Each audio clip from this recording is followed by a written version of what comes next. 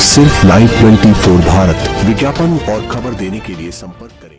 Breaking news. Unnao से पति ने पत्नी पर लगाया ड्रम में काट व फेंक देने का आरोप। पत्नी ने पति के आरोप का किया खंडन। पत्नी का कहना, मुझे प्यासंग रहना।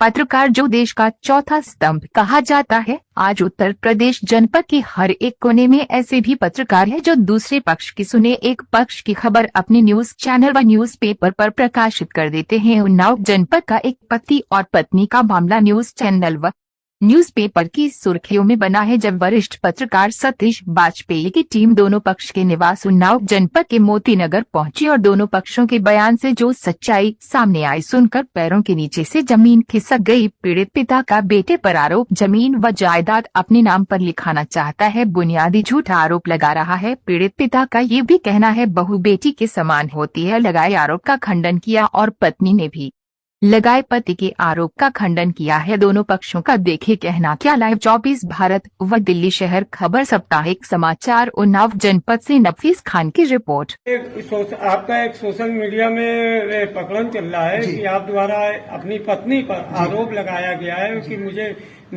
काट के और नीले ड्रम में भर के फेंक देने का आरोप जो लगाया उसमें क्या सच्चाई है? नहीं, उसमें हमने नहीं कहा भैया। ये एक्चुअली में ये रात में कभी कभी आती हैं तो हम केवल ये वीडियो इनके बनाते हैं कि कितने बजे रात में आ रही हैं। तो हम यहीं पर आंगन बैठे हुए थे जहाँ पे आप बना रहे हैं, तो ये मुझे नहीं पता था कितने बजे आएंगे, तो हम यहाँ पर बैठे हुए थे। तो ये 8 बजे के लगभग 6 बजे गई थी, 8 बजे आई तब। तो मैंने कहा देखो ये आ गई, कुछ क्षमिया शब्द का शायद मैंने इस्तेमाल किया है। मैंने कहा देखो ये आ गई। तो ये यहीं से जीने चढ़ते हुए जा रही थी। ये शब्द इन्होंने बोला कि नीला ड्रम याद है? तो मैंने कहा हाँ याद है। तो बोले बस इंतजाम हो गया, सीमेंट ले आई हूँ, बक्सा ले आई हूँ, बस काट के फेंकने की देरी है तुमको और तुम्हारी बुढ़िया को। आपकी शादी कब हुई थी? 2013। किससे हुई थी? सुप्रिया 2013। कहाँ की निवासी? शाहजहांपुर। अच्छा, जैसा आपने कहा कि सीमेंट ले आई हूँ जी जी जी और ड्रम ले आई हूँ, जी जी, क्या आप ये बता सकते हैं सीमेंट और ड्रम कहाँ?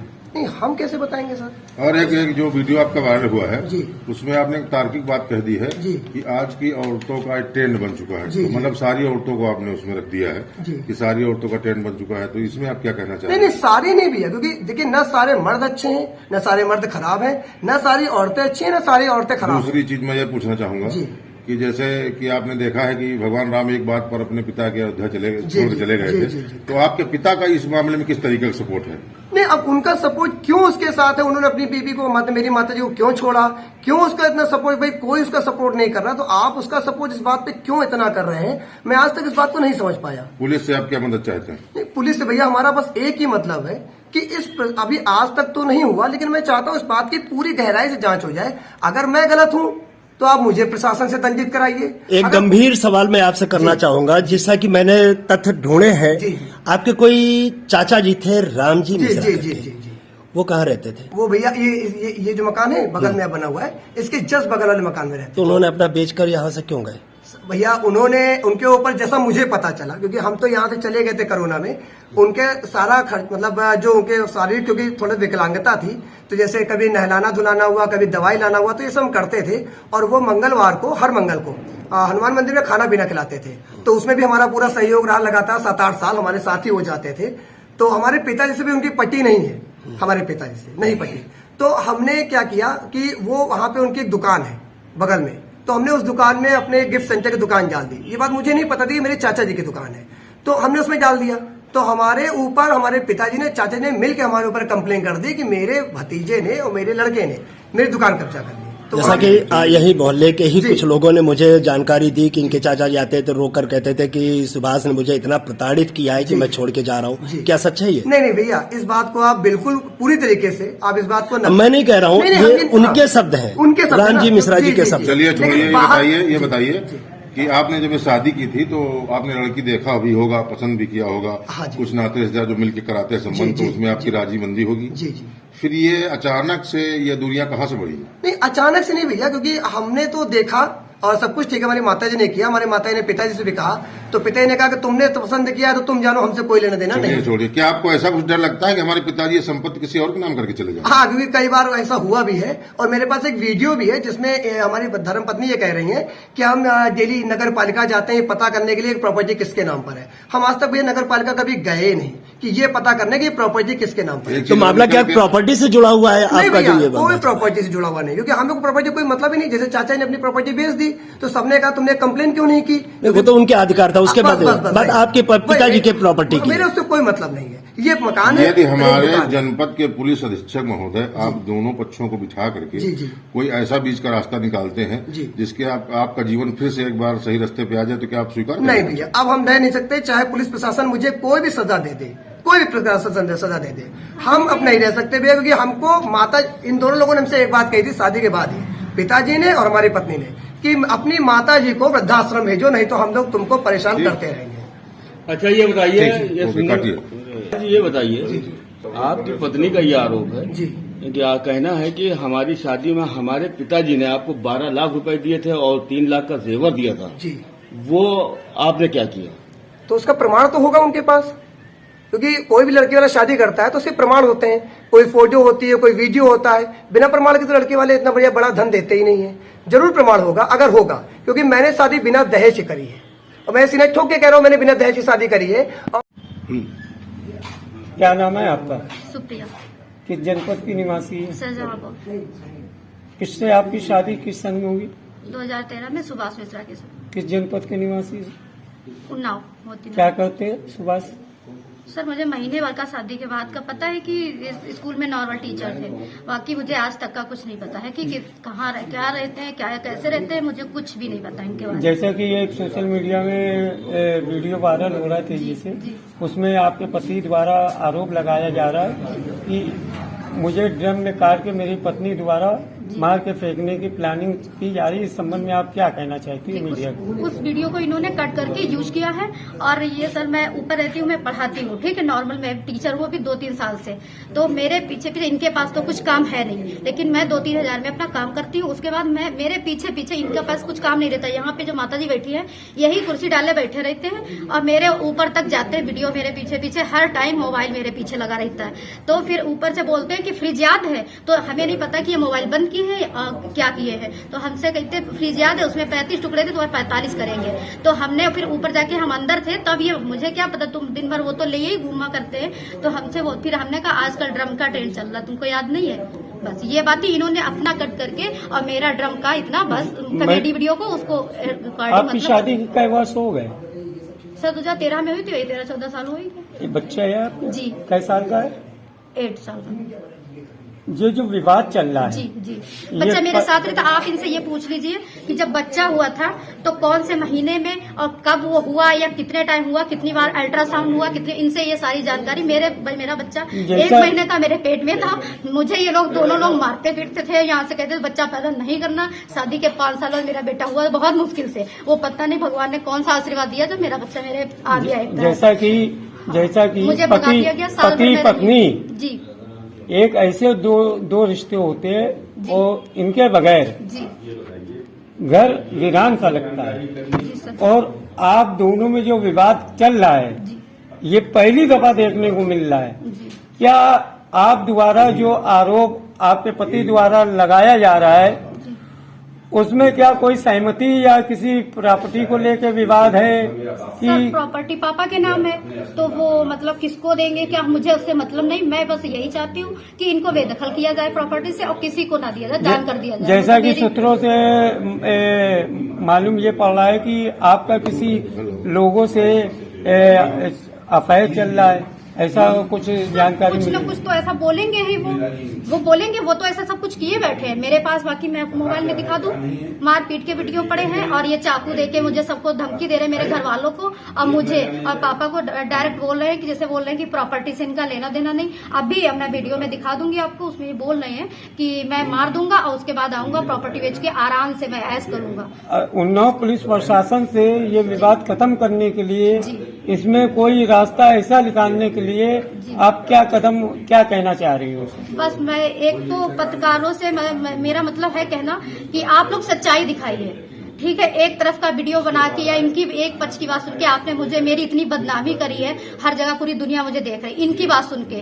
ठीक है, दूसरी बात, मेरा एक भी वीडियो उन लोगों ने नहीं डाला, मैंने फोटो भी दी थी, वो भी उन लोगों ने नहीं डाला, मेरी बात नहीं सुनी गई उसमें। आप लोग आए, आप लोगों ने मेरी बात सुनी है और मैं यही चाहती हूँ उनके खिलाफ भी कार्रवाई हो कि उन्होंने या मेरे भाई को कुछ होता है या मेरे बाप को कुछ होता है, पत्रकारों को भी और इन लोगों को जिम्मेदारी है पूरी। आपने जो पति ने आरोप लगाए, आप द्वारा कहा जा रहा है इसमें रास्ता कुछ निकालना है कि पति के साथ आपको रहना है कि? जी, मैं रहने के लिए, मैं तो इसीलिए यहाँ बूढ़ी हो गई हूँ, जब से शादी 14 साल से यहाँ रुकी थी हूँ। किस लिए? फैमिली बनाने चाहती थी। आप जाइए एक एक कचहरी, जहाँ भी जो भी हो, मुझे तो इतना पता भी नहीं, जहाँ जहाँ इन लोगों ने मुझे खड़ा कर दिया। मैंने हमेशा ये मेरे ससुर है, इनकी बात, दीदी लोगों की बात, मेरे मामा ससुर, मेरी सासू माँ जी के भाई साहब, उनसे आप बात कर लीजिए, उनसे भी आप जज हैं वहाँ पे कानपुर में, लक्ष्मीकांत अवस्थी। उन्नाव पुलिस अधीक्षक से इस मामले को लेकर आप क्या कहना चाह रही हो? मुझे न्याय देना चाहिए, उनको जांच करवाए, कुछ भी करें, लेकिन मुझे न्याय मिलना चाहिए। मैं 14 साल से खून के आंसू रो रही हूँ। आप अकेले रहती हूँ ऊपर, तब भी आदमी मुझे नहीं रहने दे रहा। रोज वही वीडियो, रोज मतलब मेरे पास, और गलत तरीके से उसको मतलब फैलाता है, मेरी बेइज्जती करता है। स्कूल में हम जाते हैं तो मुझे वहाँ भी यही सब सुनने को मिलता है, भगाया नहीं जाता है लेकिन मेरी बेइज्जती होती है। ठीक है, इसके लिए मैं कल पटरी पे 2 घंटे बैठी रही, तो मैंने मतलब मुझे फोन आया कि सबका कि आप ऐसा कुछ मत करिए, हम आपके साथ हैं, तो मैं वहाँ से उठ के आई हूँ। क्या आप पति के साथ रहना चाह रही हो? जी, रहना चाहती हूँ। मेरा खर्चा उठाए और मेरा सब कुछ अच्छे से ख्याल रखे, मैं रहना चाहती हूँ। कोई विवाद आगे तो नहीं होगा, इनकी तरफ से भी ना हो, मेरी तरफ से कुछ भी नहीं होगा। क्या नाम है आपका? हमारा नाम राजेश चंद्र मिश्रा। कौन सा जनपद है? यही जिला उन्नाव। क्या मामला है? काहे का? ये जो बहू और लड़के और पत्नी के द्वारा आपके खिलाफ प्रार्थना पत्र दिया जा रहा है, आप तो है पत्नी और लड़के के खिलाफ दे रहे, इसका पूरा मामला क्या है? इसका मामला तो आज तक की, मान लो ये लड़का बहू तो आज आया है। हमारी एक बेटी की शादी हुई थी 2008 में, इनकी शादी हुई 2013 में। आप इससे अंदाजा लगा लीजिए, तब बेटी की शादी में तब इनकी उम्र होगी 24-25 साल की होगी। तो इनके यार दोस्त भाई मानी हुई तब होंगे ही। तो व्यवहार जो लड़का लड़की शादी में दिया गया था, इनके दोस्तों ने जब शादी निपट गई तो यही कमरे में बैठ के हमसे कहने लगे मेरे दोस्तों ने जो व्यवहार दिया वो व्यवहार में वापस करो। अब आप ये ध्यान कीजिए इस चीज का कि ये तो चीज आज बात शादी की बात। हमने कहा कितना हुआ, कापी में लिखा ही था व्यवहार, इनके दोस्तों का व्यवहार हमने इनको वापस किया, आराम से जेब में रखे। तो आप अगर कोई लड़का होगा तो आपसे ऐसी बात नहीं कहेगा। उसके बाद हमने हार्निया का ऑपरेशन कराया, ऑपरेशन सरकारी अस्पताल में कराया। ऑपरेशन रूम जाने के पहले मैंने इनको 2000 रुपए की नोट दी कि ऐसा है कि जो दवाई वाई खर्चा हो वो आप करिए जाके। हफ्ता भर वहां भर्ती रहे। जब भर्ती होकर यहाँ आ गए तो इन्होंने 700 कुछ रुपए हमें वापस किए। ये बाबू 700 कुछ रुपया बचे, ये आप लीजिए। हमने रख लिया। 2 दिन बाद कहने लगे मैं रात में वहां 6 दिन रुका, उसकी हमको तनख्वाह दो। तो हम कहा तुमरे कहे तो ना, ये 4 आदमी से बुला लो। भाई साहब लंबा न बता के ये बताइए कि चलिए ये तो लड़के की बात है, ये आपकी वाइफ जो है धर्म पत्नी जिनको बोलते हैं हमारे सनातन, ठीक है, तो आपने इनको क्यों अपने से जुदा कर दिया? अपने से जुदा कर दिया? वो नीचे रह रहे हैं, आप ऊपर रह रहे हो। कौन कहता है ऊपर रह रहे हो? किसने कहा ये आपसे? आपकी पत्नी ने। ये इन्होंने कहा कि हम ऊपर रह रहे हैं। जी, पहले इसका सबूत दे कि हम ऊपर रह रहे हैं कि हम यहाँ रह रहे हैं। अगर इन्होंने कहा तो ठीक है, आप इनकी बात मानिए, इनकी बात मानिए, मगर हम तो इस कमरे में रह रहे हैं, नीचे ऊपर तो हम मतलब जा ही नहीं सकते। दूसरी चीज ये कि आपकी औलादें कितनी? हमारी औलादें तो 2 लड़कियां हैं। और ये लड़का? हाँ, कहता है, हम मानते हैं मगर वो नहीं कहता। आप क्या मानते हो? हम अगर मानते, अगर हमारा लड़का है, अगर लड़का हमको बाप मानेगा तो मैं इसको लड़का मानूंगा, बस ये बात। कुल मिला करके मीडिया ट्रायल में हम देखा जा रहा है 4-5 दिन से लगातार उन्नाव जनपद में ये आपके घर की खबर चल रही चारों तरफ। चल रही है। और पुलिस अधीक्षक से लेकर के रेखा सिंह इस मैटर को देख रही हैं। हाँ, तो इसमें आप क्या चाहते हो कि इसमें निर्णय क्या हम तो बस ये चाहते हैं कि मैटर चल रहा है, जो भी इनका लोगों का मैटर चल रहा, जो भी इनका लोगों, न हमसे मतलब उससे है, न हमसे मतलब इनसे है। लेकिन लड़का तो आपके ऊपर आरोप लगा रहा है। अब लड़का आरोप लगा रहा है तो आरोप सिद्ध करेगा तभी तो है। वो तो कह रहा है कि हमारे और बहू के नाजायज संबंध है, उसके कहने से अगर हो जाएगा। जैसा कि बेटा पिता जब होता, पिता तो है बेटे को जब छोटा होता है तो उंगली पकड़ के अपनी गोदी में लेके उसको सारी घुल सिखाता है। आप बाप बेटे में इतनी नफरत और इतना मतलब एक वजह क्या है? एक दूसरे के पक्ष में प्रार्थना पत्र उन्नाव पुलिस प्रशासन को देने का कारण क्या है? अब ये तो यही बता सकते, हम तो नहीं बता पाएंगे इसका कारण। आपकी तरफ से कोई कार्रवाई नहीं? हमारी तरफ से कोई ये कारण नहीं है, हमारी समझ में आज तक यही नहीं आया। जैसा कि पत्नी द्वारा कहा जा रहा है, आपकी पत्नी धर्म पत्नी द्वारा कहा जा रहा है, मुझे मेरे पति को साथ में रहने दिया जाए। आप पत्नी के साथ में रहने को तैयार क्यों नहीं है? कारण क्या है? एक बात हमें बताइए, ये कमरा है और अंदर दोनों ज्वाइंट हैं। इनकी 40 साल की उम्र हो गई है, आज तक ये साबित कर दे जाके कि 1 महीना इन्होंने अपने खर्चे से मुझे रोटी खिलाई हो। आप क्या करते हैं? हम यही दुकान करते, पहले नौकरी करते थे कांति मोहन की फैक्ट्री में नौकरी करते थे, उसके बाद ये दुकान करते हैं और करते खाना राशन पानी हम लाते थे। इनका कहना था 2-3 दिन खाना दिया, उसके बाद मैं इसको खाना नहीं दे सकती हूँ, अपना बनाओ खाए।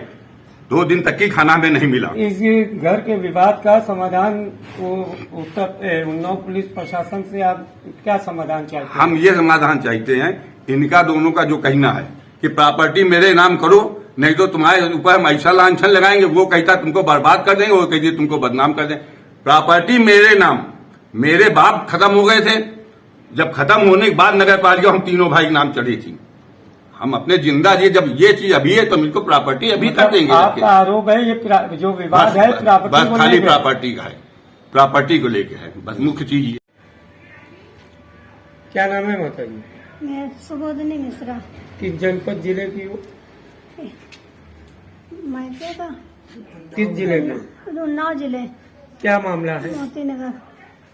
हमारी बहू जिस दिन से आई उस दिन से मेरे साथ एक भी मेरी बात नहीं मानी। शुरू से हमको मारती पीटती है, शुरू से 4 बार मार चुकी 13 साल में, और रोज कहती बुढ़िया को निकालो इनकाउंटर करना। तो बुढ़िया बहुत दिन हो गए, इसको कुछ मिला नहीं, इसको कुछ चाहिए। मेरा पति भी पूरा सपोर्ट करता है उसको, और पति भी मारने लगते हैं। मेरी एक भी नहीं सुनी जाती, दोनों हमारे पीछे जैसे पड़े। जायदाद को लेकर कोई मसला है? कुछ नहीं। क्या मामला है? उसको घर चाहिए, ऊपर पूरा पोर्शन लिए, कहती जीने पे पैर रखोगे तो काट डालूंगी, आगे दिखाओ जीने पे। बहू का क्या नाम है? बहू का नाम प्रिया शुक्ला। क्या वर्ष हो गए शादी के? 13 साल। इस संबंध में आपने उन्नाव पुलिस? हाँ किया है। 15 में एक बार अदालत में, यहाँ महिला थाने में हम लोग गए थे, इसमें दहेज प्रथा लगाई थी, तब फिर समझा बुझा के सब वहाँ के लोग फिर एक में कर दिया।